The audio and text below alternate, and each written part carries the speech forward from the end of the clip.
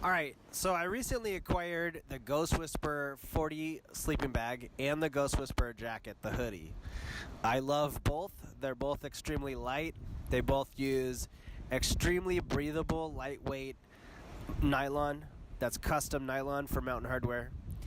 They also use hydrothermic down. Very, very good down.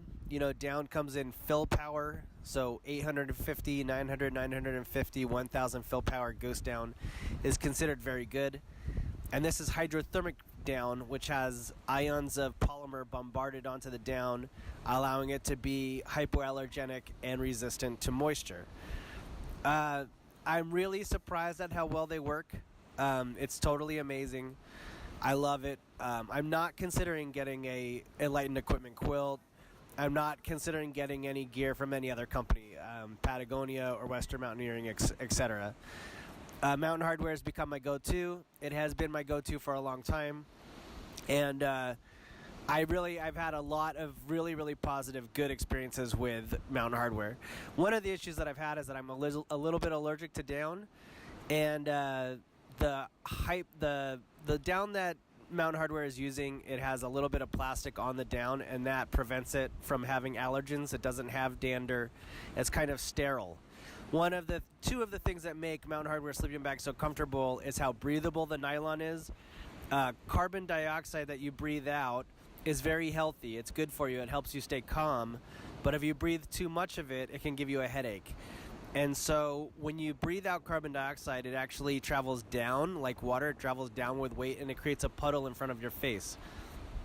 The nylon that Mountain Hardwear uses is so thin and so breathable that carbon dioxide has a tendency to flow out of the sleeping bag, and so that you don't wake up with a big headache. Also, because the down is hypoallergenic, you really don't feel like your throat is getting swollen. You don't feel like you're inside of a sleeping bag that you're having an allergic reaction to. Also, Mountain Hardwear long sleeping bags, they're longer than other brands. The Mountain Hardwear sleeping bag is 7 feet. The Western Mountaineering bag is 6.5 feet. So they are longer, and they have a wider shoulder space inside of them than other brands. So, you know, the amount of room that you have inside of the Mountain Hardwear sleeping bag is more. It's more spacious. It's more luxurious. It's more comfortable, bottom line. And I found that all of the Mountain Hardwear sleeping bags, you don't need to rig a tarp unless it's raining. You know, if it's raining, you would want to get inside of a tent or a tarp. But where Mountain Hardwear sleeping bags really excel is your ability to cowboy camp or stealth camp in them. You don't need a tarp. You don't need a tent. They don't suffer from condensation. So, you know, I'm working a lot right now. I don't have a lot of time to do overnight section hikes, but I recently did 2. I used my Ghost Whisperer 40 bag twice recently, like for the past 2 weekends. And I had an exceptional experience both times. My sleeping bag didn't suffer from condensation at all. And in the morning when I woke up, I was warm. And those are really the 2 key functions of the sleeping bag that I really like a lot. I bought the Megalite recently. I bought the 6.5 foot version of it, and when I first got it, I had a little bit of an allergic reaction to it, so I washed it. And after I washed it, the temperature rating kind of dropped a little, and it also was a little narrow in the shoulder, so I ended up giving it to my sister. But it was expensive, $650. Also, you know, the Alpenlite and the Apache from Western Mountaineering, they have a collar. And the reason for that is that collar gives a little bit of added warmth. And the reason you would need that is because the temperature rating does go down a little bit after washing the down. So when you wash your down, there still are some molecules of H2O in the down. The down doesn't get bone dry right away. It takes a couple days or a couple weeks before the down gets really dry. And during that time, those H2O molecules are dropping the temperature rating down. So the temperature rating on your sleeping bag will be lower after you wash it. And with the Apache and the Alpenlite, you get that extra collar of warmth, which boosts the temperature rating a little bit so that you can wash it and still stay warm. The Megalite doesn't have that collar, and it does get a little bit cool after washing the sleeping bag.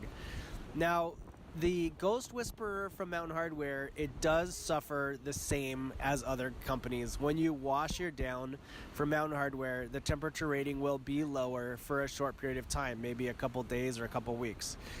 You know, and that's unfortunate, you know, because if you rely on your gear a lot, once you wash it, the temperature rating will drop. So, you know, down, it compresses smaller than polyester. It also maintains its temperature rating for longer than polyester. Polyester will get thinner and have a cooler temperature rating over time from compression, where down doesn't. Down is more resilient and indestructible, and it will maintain its temperature rating for longer even if it's abused and compressed, etc. But when you wash it, it does get cooler for a short period of time. Maybe for a week, your down won't be as warm as it was before you washed it. And you know, the Ghost Whisperer has that same issue. And also, you know, the Ghost Whisperer, it has plastic on the down that prevents it from getting damaged by moisture, or it helps it maintain its loft even when wet. It deals with moisture better because of that plastic coating. Now, supposedly you can wash your Ghost Whisperer gear and that plastic coating won't come off the down. However, I have found that the down the temperature rating of the down does suffer after you wash it. So, you know, as far as does that plastic come off the down in the wash, yes or no, I don't know if it does. You know, I think that maybe some of it does come off the down when you wash it. I know that my Ghost Whisperer jacket, after I washed it, it was a lot colder. The jacket starts off very warm when it's new. It's basically impermeable to cold. You basically feel nice and warm and toasty all the time. After washing it, it wasn't the same. It was a little bit colder because there were some molecules of H2O in the jacket. It takes time for all of that moisture to come out. And, you know, so my Ghost Whisperer 40 sleeping bag, it's really warm right now because it's new. And I am a little worried about washing it. I'm not sure.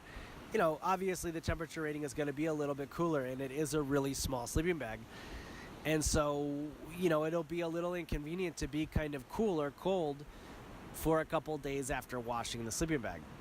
But overall, it's extremely small. It's hypoallergenic. It doesn't need a tarp. It deals exceptionally well with condensation. You stay warm and toasty and dry and cozy and comfortable. It's spacious. It's breathable. Everything about it is exceptional. These products are incredible. I know that when you look for a Ghost Whisperer video on YouTube, you can't really find any because Jennifer Love Hewitt had a show called The Ghost Whisperer, and so when you Google Ghost Whisperer, you end up just seeing a bunch of videos for the show. Patagonia used to be like that. When you used to look for Patagonia gear, all you would see are videos for Torres del Paine National Park in Chile. You wouldn't be able to find any of the gear because Patagonia the park would show up on the internet instead of the gear. But now it's easier to Google for Patagonia gear, but Mountain Hardwear really hasn't made that leap of faith yet. It's still pretty difficult to find information about the Ghost Whisperer on the internet because it has the same name as a TV show. But, you know, at any rate, I can't fathomably see how, you know, a quilt company like Enlightened Equipment could possibly come out with a product as competitive as Mountain Hardwear's Ghost Whisperer products. I mean, these products are extremely small. It is a full-size mummy bag that comes with a hood. It is really easy to use. It is really functional, really small, really stealthy, really breathable, really comfortable, really cozy, foolproof, bomb-proof, you know, incredible. Like, you don't need anything. You can just bring some kind of pad to sleep on and your sleeping bag. It takes up almost no space at all in your pack. You could use a 15-liter pack easily, 10-liter pack maybe. It's really small. I mean, when the Ghost Whisperer sleeping bag, the 40 is compressed, it's about 5 liters. You know, and then I've got the Big Agnes Axle sleeping pad, and it's about 3 liters or 2 liters. So, you know, I'm using like almost no space. I mean, my sleep system is about 7 liters, and I'm not really bringing anything else, you know. And I've got a really, really small, fast and light, stealthy pack that I absolutely love. I love these Ghost Whisperer products. They're absolutely like phenomenal, fantastic.